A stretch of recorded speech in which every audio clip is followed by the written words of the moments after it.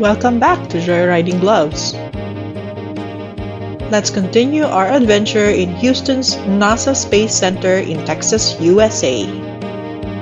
A light drizzle makes the pavement glisten outside NASA's Johnson Space Center. It's your second day in Houston, but this visit feels like something different, a pause before a week packed with meetings and holiday socials. You take a breath, zip your jacket up, and walk toward the entrance. The air smells like rain on concrete. You've just stepped out of the car on a quiet Sunday morning. Inside, the air is warmer.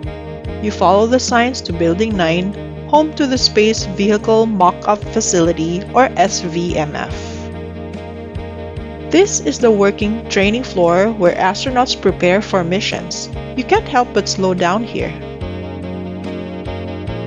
On your left and right are full-scale mock-ups of the International Space Station modules, long, white metal cylinders that stretch the length of the building. Some are labeled with flags like USA, Japan, Canada, and more.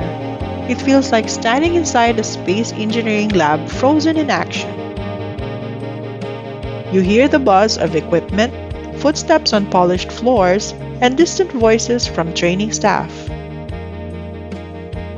What you're seeing here isn't for show. These mock-ups are used for real hands-on training. Astronauts learn how to move around inside them, how to fix systems, and how to handle emergencies. One module even simulates how to float in microgravity. They also practice repairs and learn where everything is. All around the facility, the ceilings are high, the lights are bright, and the floors shine in clean white and gray. It feels really organized, but above all, it's the quiet energy that stands out. A mix of science, focus, and the long hours that build space missions. On a tour or guided visit, you might spot engineers and crew members walking through real-time briefings. Some are hunched over consoles, while others are pointing at control panels, practicing what to do if something fails in orbit. Further down, there's the Orion capsule mock-up. Smaller and tighter than the ISS models, it looks like a cone-shaped spacecraft, tough, compact, and ready to launch deep into space. The guides here will tell you that Orion is part of NASA's Artemis program, which aims to relaunch humans to the moon. Indeed, this is no museum. It's an active working space. There are markings on the floor where trainers and astronauts move, and some areas are sectioned off with bright yellow tape. You might also see robotic units lined up, like Robonaut 2, a humanoid robot tested for tasks aboard the ISS. Some units look futuristic, with cameras and sensors instead of heads, robotic arms set for precision, while space tools sit in clean trays. And if you're lucky, you'll notice the special training cages where astronauts rehearse scenarios, like EVA tasks, short for extravehicular activity, or what most people call spacewalks.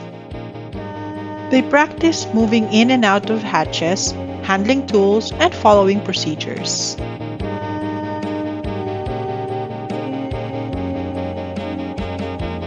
Now, after a slow walk through Building 9, you head back outside.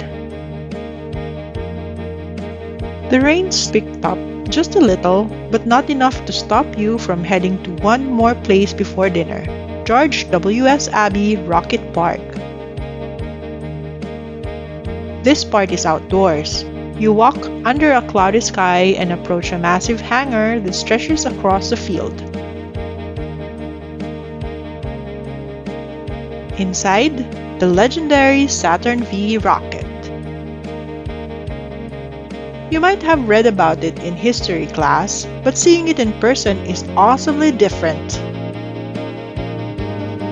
The Saturn V is one of the largest and most powerful rockets ever built.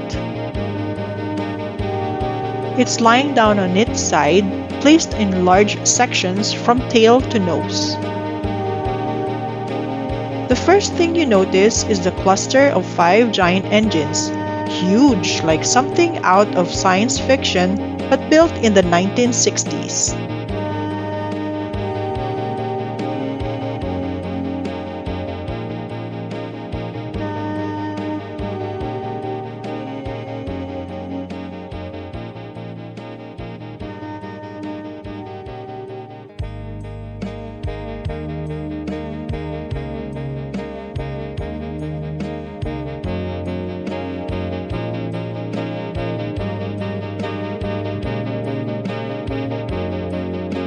The rocket is more than 360 feet long, longer than a football field. As you walk past it, each stage of the rocket is marked and explained, showing how it lifted Apollo astronauts to the moon. Placards and QR codes give you the mission details, and you can also see diagrams and mission patches on the walls. One plaque reads Apollo 11, the first moon landing. Another shows the crew of Apollo 17, the last mission. As you pause at each one, in the silence of the hangar, the history feels so close. It's cold and quiet but not lonely, just respectful.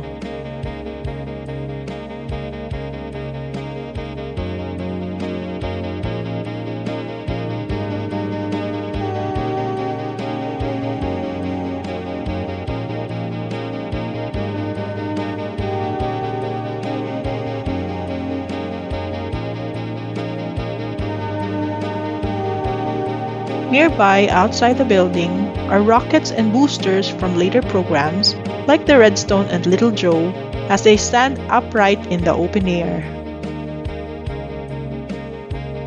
On a cold, rainy morning, they look even more solid, like metal monuments to the space age. The grass is damp, some benches are wet, a few other visitors pass by, also quietly reading signs.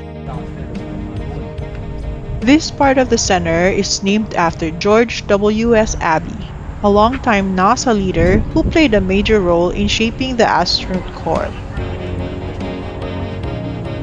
It's a small but important tribute to the people who work behind the scenes, not just the ones who fly to space. As you head back to the Space Center Houston, shoes damp, coat zipped tight, you check the time.